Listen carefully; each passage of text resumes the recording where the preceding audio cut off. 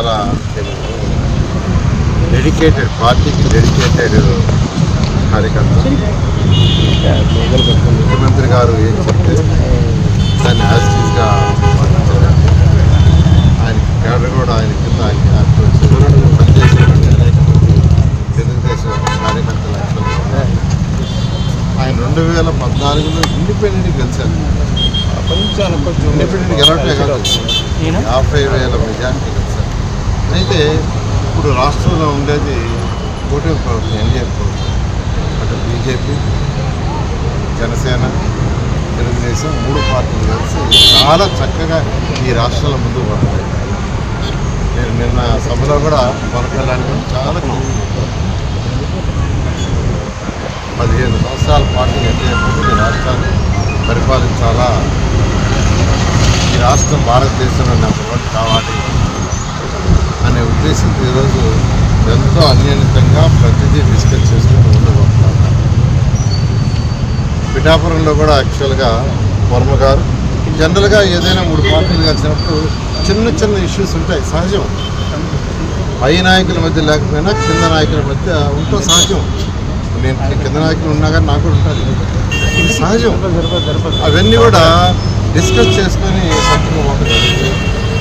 ఆ విధంగా పిఠాపురంలో కూడా ఏదైతే వర్మ యొక్క కింద ఉన్న నాయకులు ఎవరైతే ఉన్నారో వాళ్ళకి ఇతర పార్టీ వాళ్ళతో చిన్న చిన్నవి ఉంటే వాటన్నిటిని కూడా నేను వర్మతో డిస్కస్ చేయడం, వర్మ వాళ్ళతో డిస్కస్ చేయడం చాలా చక్కగా ఈరోజు 3 పార్టీలు పిఠాపురంలో చాలా చక్కగా చేస్తున్నారు. చాలా చక్కగా, ఎటువంటి ఇబ్బంది లేదు. వర్మ గారు ఇండిపెండెంట్గా 50,000 మెజార్టీ గెలిచారు. అయితే బిగినింగ్లో ఇవన్నీ చిన్న చిన్న ఇష్యూస్ ఉంటే నేను ఇన్ఛార్జ్ మంత్రిగా పోయిన తర్వాత అవన్నీ డిస్కస్ చేసి అటువంటి ప్రాబ్లమ్స్ ఏమి లేకుండా ఆ ప్రాబ్లమ్స్ అన్నీ జీరో చేసాం. అలా చెప్తున్నాను, ఆ ప్రాబ్లమ్స్ అన్నీ జీరో చేసాం. ఏ పార్టీల మధ్య ఎటువంటి ఇబ్బంది లేకుండా అందరూ సమన్వయం చేసేటట్టుగా మన డిప్యూటీ సీఎం గారు పవన్ కళ్యాణ్ గారు, గవర్నర్ పవన్ కళ్యాణ్ గారు మన యాక్చువల్గా అక్కడికి వస్తే కాకినాడ జిల్లాకి వారు చక్కగా వర్మ గారు ఆయన పక్కనే ఉన్నారు, వారే మైక్ ఇచ్చారు, చక్కగా మాట్లాడేది. ఇలా ఒక చక్కటి అన్యంతో పోతున్నాం. వర్మ గారు కూడా పూర్తిగా అర్థం చేసుకుని ఎన్డీఏ ప్రభుత్వం కాబట్టి అందరూ కలిసి చేయాలా, ఈ రాష్ట్రం ముందుకు పోవాలి, రాష్ట్రానికి ఇండస్ట్రీస్ రావాలి, 10 లక్షల మందికి 20 లక్షల ఉద్యోగాలు రావాలి. ఎందుకంటే మేనిఫెస్టోలో చాలా క్లియర్గా పెట్టాం, 20 లక్షల మందికి ఉద్యోగాలు ఇస్తాను. అవన్నీ రావాలంటే ఇండస్ట్రీస్ రావాలా, ఇవన్నీ రావాలంటే ఎన్డీఏ ప్రభుత్వం తప్పనిసరిగా ఉండాలి, రాష్ట్రంలో ఉండాలి. కేంద్ర ప్రభుత్వం సజ్జనం చేస్తున్నారు. దీంట్లో నెల్లూరులో కొంతమంది ఒకరిద్దరు యాక్చువల్గా వెతుకుంటూ ఒకరి మీద ఒకరు పేపర్లో టీవీలో పోతుంటే దాని మీద వారిని వారం చేస్తూ నేను యాక్చువల్గా టెలికాన్ఫరెన్స్లో కార్యకర్తలందరికీ చాలా క్లియర్గా చెప్పాను, ఎవరు కొట్టుకోవటానికి లేదు, ఒకరి మీద ఒకరు కొట్టుకోవటానికి లేదు, ఒకరి మీద ఒకరు అసత్య ప్రచారాలు చేయడానికి లేదు. ఏదన్నా ఉంటే పార్టీ క్రమశిక్షణ చర్య తీసుకుంటుంది, చాలా రిజిడ్గా ఉంటుందని చెప్తూ నేనేం చెప్పానంటే ఇలా నేను ఇన్ఛార్జిగా ఉన్న మంత్రి ఉన్నటువంటి కాకినాడ జిల్లాలో ఉన్నాయి, ఉదాహరణకు పిఠాపురంలో చక్కగా ఆడ మాట్లాడి డిస్కస్ చేసి అక్కడ కూడా చెప్పా, వర్మ గారు 2014లో 50,000 మెజార్టీ వచ్చారు. ఆయన చాలా అగ్రెసివ్ నాయకుడు, చాలా చక్కగా చేస్తారు. అవన్నీ తీసేశారు, అక్కడ ఏ ప్రాబ్లం లేకుండా 0 ప్రాబ్లం ఈరోజు అని చెప్తే దాన్ని వక్రీకరించి రకరకాలుగా దాన్ని సోషల్ మీడియాలో పెట్టారు. ఇది కరెక్ట్ కాదు. వైసీపీ నాయకులు ఏమనుకున్నా ఏం చేసినా మా మధ్య ఎటువంటి భేదాలు రావండి. ఎన్డీఏలో ఉన్న జనసేన కానీ బీజేపీ కానీ తెలుగుదేశం మధ్య కానీ ఎటువంటి భేదాలు రావు, చక్కగా కూర్చుంటున్నాం, మాట్లాడుకుంటున్నాం, డిసైడ్ చేస్తున్నాం. ఈరోజు వర్మ గారు కూడా ఆయన చాలా హ్యాపీ. ఈరోజు యాక్చువల్గా పిఠాపురంలో వర్మ గారు చాలా హ్యాపీ. ఎందుకంటే ఆ వీడియో రాగానే నాకే ఫోన్ చేశారు, సార్ ఇలా ఆ వీడియోలో వక్రీకరించేస్తున్నారు అని ఆయనే ప్రశ్నించారు.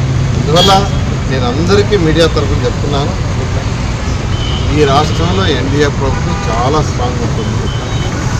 3 నాయకులు ఎప్పటికప్పుడు డిస్కస్ చేసుకుంటున్నారు. వారి కింద ఉన్నటువంటి మంత్రులు కావచ్చు, లేదా ఎమ్మెల్యేలు కావచ్చు, ఎంపీలు కావచ్చు, లేదా వాళ్ళ కింద ఉన్న నాయకులు కావచ్చు, అందరూ కూడా డిస్కస్ చేసుకుంటూ పోతారు. వక్రీకరించి రాయటువంటి మీరు చేసే నచ్చే ఆ 11 సీట్లు కూడా పిచ్చిలోకి రావు.